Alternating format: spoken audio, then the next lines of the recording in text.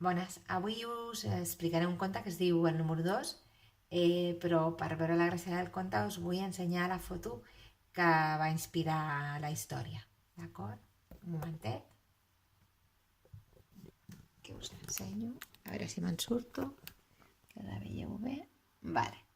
Es tracta d'unes peces de dominó, no sé si veieu que hi ha una que està caiguda de costat i el doble blanca que està moguda cap a la dreta. Vinga. I ara us llegeixo el conte.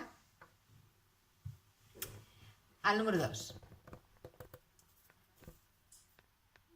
A veure si aconsegueixo que això es vegi. Vale.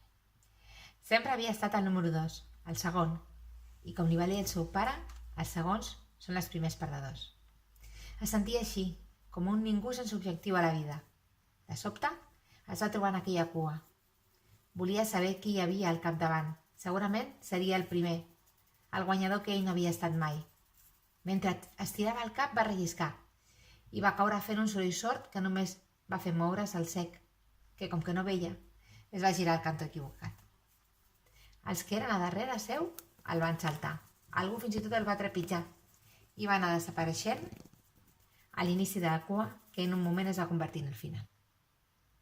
Es va quedar sol i aleshores, a la seva soledat, es va adonar que si estava sol no es veuria obligat a competir. Va anar-hi de soledat.